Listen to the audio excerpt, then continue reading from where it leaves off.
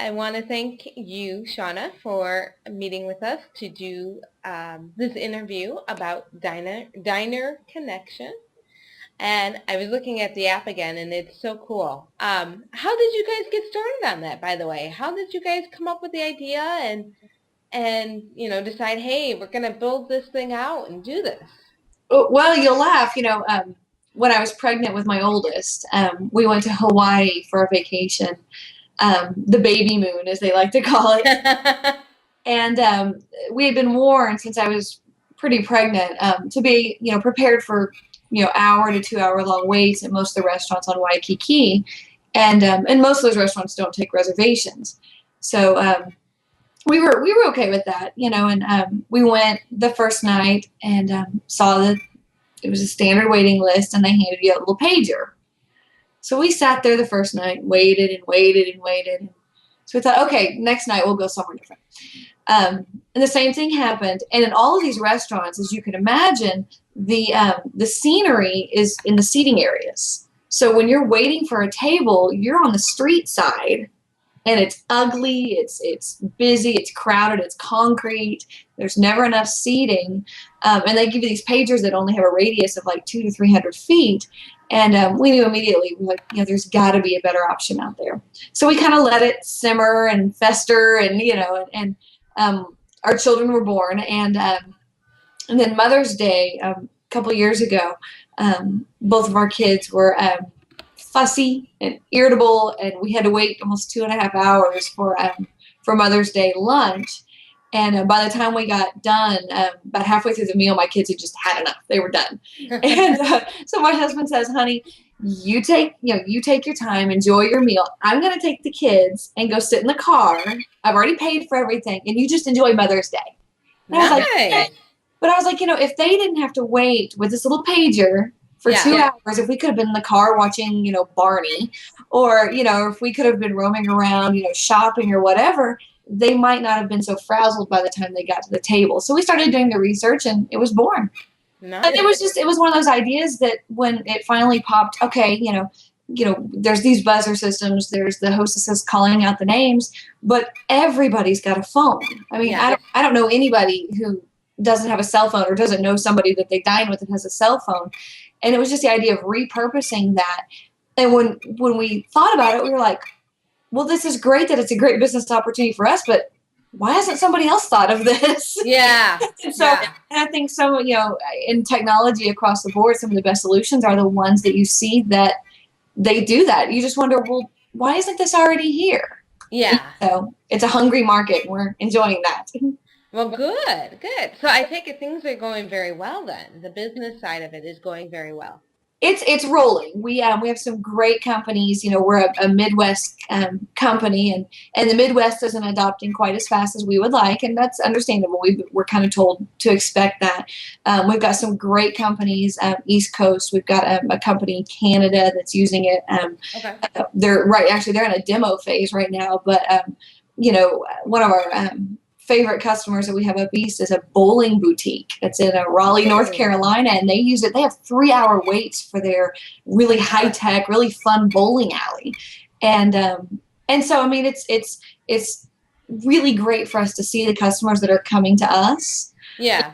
Especially considering all of this growth has been organic. We were featured on Mashable about a month and a half ago, and all of the business that we've had so far has been organic coming to us. We're actually just about to really start the outward marketing push. The marketing. So to have as much success as we've had without doing any of our own outward marketing, we're just ecstatic. The ones that have come to us are the early adopters. They're excited. In fact, our very first customer that signed on the day we released is Iguana Grill in Oklahoma City. Ah. And, he has just along the way, every time we release something new, he's tweeting about it and he's, talking about it. And it's just really great because those early adopters, the ones that are just hungry for the idea. Especially as a tech startup, it's awesome to see that. It's great when you see that fire. You think we're paying him. So I take it because you guys have your own software development company, then did you guys built out the prototype itself? Yes. Did you build out the final as well? Everything is done by us. Oh, wow. Yeah, my husband and I both have computer science degrees, and Okay. which comes in pretty handy. True. And so everything from the design all the way through the release, and now all of the adjustments and new releases that you have to make, everything's been developed in house. Awesome. Granted, our kids probably wondered why mommy and daddy were locked up in a room so much, but being able to bootstrap, that's one thing we're very proud of, is that the entire design, development, implementation, testing, everything up until the release, actually everything past the release date, we were able to do completely self-funded. I mean, we had some great partnerships, with Microsoft to provide tools, and with Twilio to basically help us out along the way. But to then go and say, now we have a released product, the investments that we've been getting are, solely purposed for, marketing materials and getting us out. We didn't have product's built. Yeah. We didn't have to worry about, oh my gosh, how are we going to pay 2 people's salaries to develop this thing? It was, the industry, the way the startup community is working, it's just kind of, it's made it easier if you've got a good idea to get it out. When it comes down to the breakdown of the coding between, me and my husband, he definitely carries a lot of the coding weight. Yeah. A lot of that is because, I'm the one, and this is very much a female characterization, but I'm the half of the partnership that can see the design and say, I know this sounds good, but that's going to be really ugly.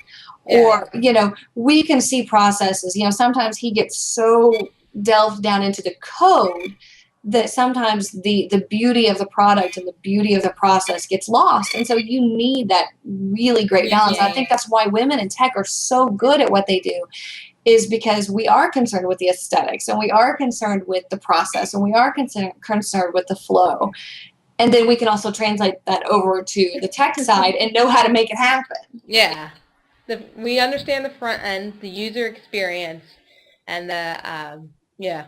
I mean, we have women, and it's not, it's not a fallacy to say we are we have more empathy. And so we can put ourselves not just in the developer's shoes, but then we can turn around and put ourselves in the shoes of the user and say, okay, if this were mine, I would like this. So let's take it back to the drawing board and figure out what to change. Ah. Now, you said you had gotten your computer science degree. So where did you get it from? Oklahoma State. Okay. Yeah, I'm a cowboy. And and so, yeah, and actually kind of to go into that artistic side, I actually started college as a music major. And and changed my major about 2 years into it. There's a very strong correlation between music and math. And I like that problem solving and that creation, Okay. It's I think really all, especially women, but all, tech companies, we're out there to solve a problem. And it's so cool to see it go from a whiteboard to, the very first glimpse of what the screen is going to look like, to, actually pushing the buttons and things work. We love that creation. We love it, and that's why I laugh and say it's my youngest child, because you're basically taking your child and putting it out there and saying, here, world, take it. Yeah. Well, that's true too. I mean, like, because you are creating something in a sense. It is like your child. Yeah, so I think that, to go from a music degree to computer science, it was kind of fun. But Oklahoma State they were a fantastic place to learn that process and that how to create. Ah, so. Interesting. The females that were in most of my classes, we were all recruited by guys. Because we would either, and I have to admit, I was one of the nerds that was playing computer games in my dorm room, but as for the actual coding, it really wasn't something that was really even interesting to me until I started seeing more and more people doing it. And you saw this, I can write this, I can create this. And the nice thing with software is it doesn't take a long time. No. And so it was that instant, almost those instant gratification for a number. It's great, and so it was kind of nice because most of us were in other areas, whether it be music or marketing or business. And so we took a little bit of this outside, area and brought it in. And So if you were going to give any advice to a girl looking to start a company in the tech space, what advice would you offer?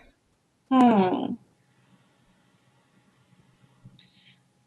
Oh, that's a tough one because I've been really blessed along the way.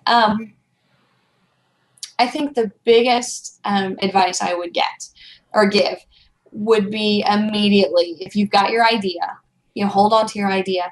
Not necessarily partners, because you don't have to have partners, but get a good, solid team of advisors. A group of men and women that have expertise in the marketing or the business or even the tech, and rely on them, and say, what, in a year, if I've got stock, and I hope I do, or a percentage of my company, I'll give it to you, but please serve as my mentor.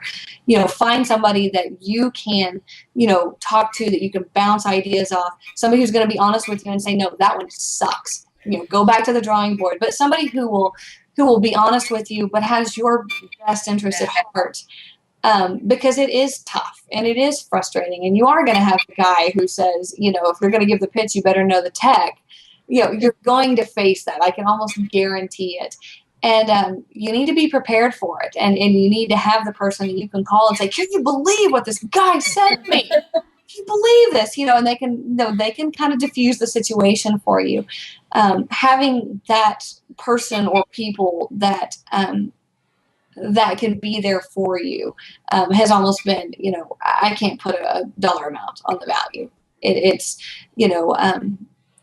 it lets you kind of navigate the dark waters with a little bit of light, because it will be frustrating, I can guarantee you. But the 5% of frustration that makes you want to pull your hair out and will make you just want to take your computer and throw it away and go back to corporate America where, the paycheck's steady, that little 5% will get overshadowed by the 95 when, you have great interviews or great, press, or, you get this customer that, I'm ready to fly to New York right now because we just got a great customer. I'm like, I want to go there.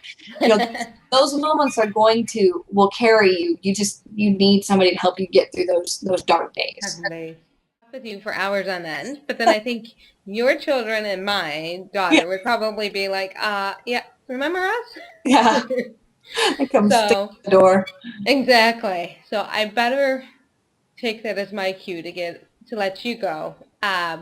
Definitely keep us posted. Let us know how things are going, because that's honestly, that is so exciting news. I do. I love hearing about wonderful, exciting, innovative things the girls are doing, because it's like it says to the rest of the world, guess what? Yeah, don't believe everything you read. Yeah. Well, So and you and I are proof. I mean, I've got a 2-year-old that's sitting outside my door. You can do it when you have kids. yes.